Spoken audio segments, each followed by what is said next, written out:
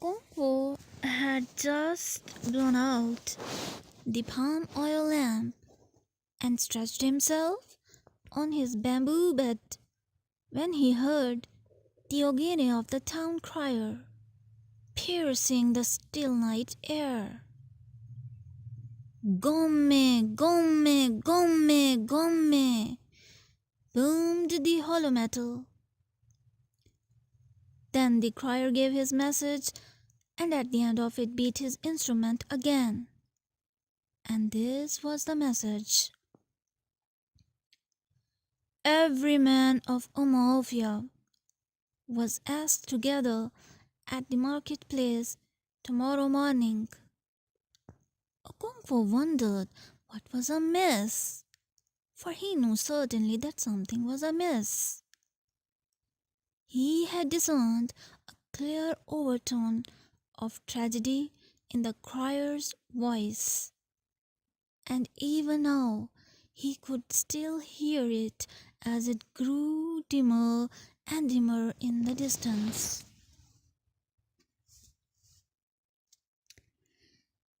The night was very quiet. It was always quiet, except on moonlight nights. Darkness held a vague terror for these people, even the bravest among them. Children were warned not to whistle at night for fear of evil spirits. Dangerous animals became even more sinister and uncanny in the dark. A snake was never called by its name at night because it would hear. It was called a string. And so on this particular night, as the crier's voice was gradually swallowed up in the distance, silence returned to the world. A vibrant silence made more intense by the universal thrill of a million forest insects. On a moonlight night, it would be different. The happy voices of children playing in open fields would then be heard, and perhaps those not so young would be playing in pairs in less open places, and old men and women would remember their youth.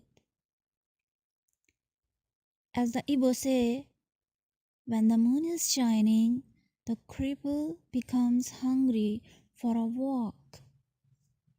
But this particular night was dark and silent, and in all the 9 villages of Umuofia, a town crier with his ogene asked every man to be present tomorrow morning. Okonkwo on his bamboo bed tried to figure out the nature of the emergency. War with a neighboring clan? That seemed the most likely reason, and he was not afraid of war. He was a man of action, a man of war. Unlike his father, he could stand the look of blood. In Umuofia's latest war, he was the first to bring home a human head. That was his 5th head, and he was not an old man yet. On great occasions, such as the funeral of a village celebrity, he drank his palm wine from his first human head. In the morning, the marketplace was full. There must have been about 10,000 men there, all talking in low voices. At last, Ogboifi Iziogo stood up in the midst of them and bellowed 4 times, "Umuofia Queno!" And on each occasion he faced a different direction and seemed to push the air with a clenched fist. And 10,000 men answered, "Yeah!" each time. Then there was perfect silence. Ogboifi's Yogo was a powerful orator and was always chosen to speak on such occasions. He moved his hand over his white head and stroked his white beard. He then adjusted his cloth, which was passed under his right armpit and tied above his left shoulder. Omofia Queno! He bellowed a fifth time, and the crowd yelled in answer. And then suddenly, like one possessed, he shot out his left hand and pointed in the direction of Mbano and said through gleaming white teeth firmly clenched, "Those sons of wild animals have dared to murder a daughter of Omofia." He threw his head down and gnashed his teeth and allowed a murmur of suppressed anger to sweep the crowd. When he began again, the anger on his face was gone, and in its place a sort of smile hovered, more terrible and more sinister than the anger. And in a clear, unemotional voice, he told Omofia how their daughter had gone to market at Ambino and had been killed. "That woman," said Iziogo, "was the wife of Ogboifi Udo," and he pointed to a man who sat near him with a bowed head. The crowd then shouted with anger and thirst for blood. Many others spoke, and at the end it was decided to follow the normal course of action. An ultimatum was immediately dispatched to Ambino asking them to choose between war on the one hand and on the other the offer of a young man and a virgin as compensation. Umuofia was feared by all its neighbors. It was powerful in war and in magic, and its priests and medicine men were feared in all the surrounding country. Its most potent war medicine was as old as the clan itself. Nobody knew how old, but on one point there was general agreement. The active principle in that medicine had been an old woman with one leg. In fact, the medicine itself was called a Gadinawai, or old woman. It had its shrine in the center of Umofia, in a cleared spot. And if anybody was so foolhardy as to pass by the shrine after dusk, he was sure to see the old woman hopping about. And so the neighboring clans, who naturally knew of these things, feared Umofia and would not go to war against it without first trying a peaceful settlement. And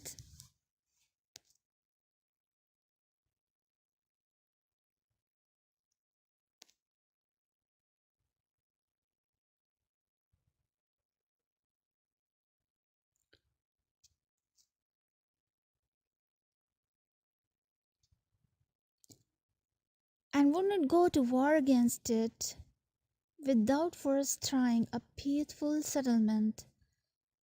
And in fairness to Moavia, it should be recorded that it never went to war unless its case was clear and just and was accepted as such by its oracle, the oracle of the hills and the caves.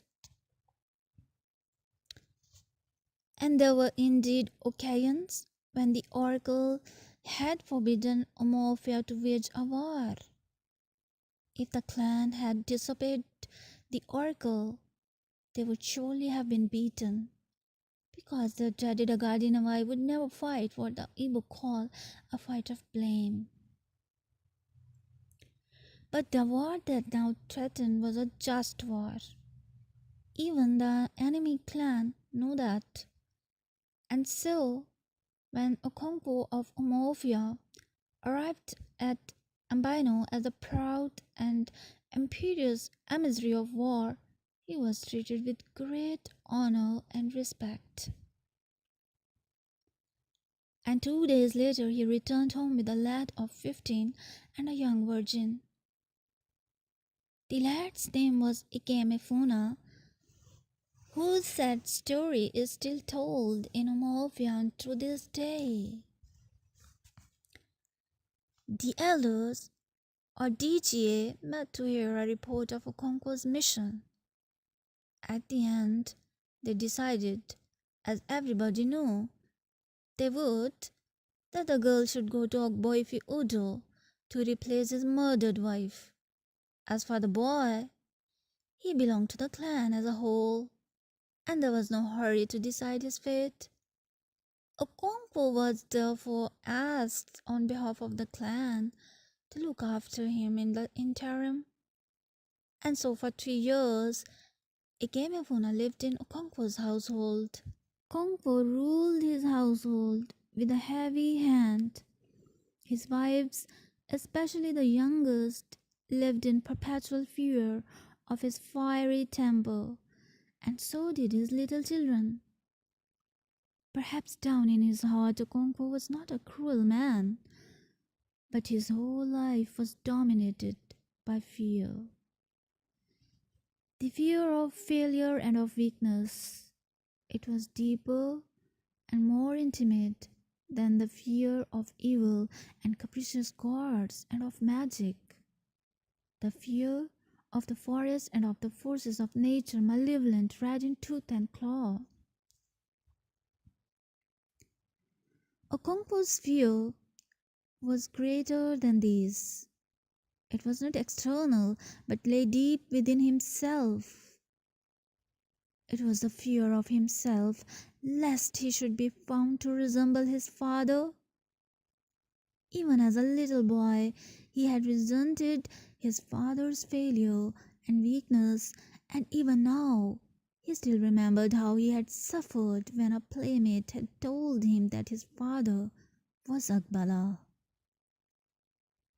That was how Okonkwo first came to know that Akbala was not only another name for a woman, it could also mean a man who had taken a title. And so Okonkwo was ruled by one passion: to hate everything that his father Onoka had loved.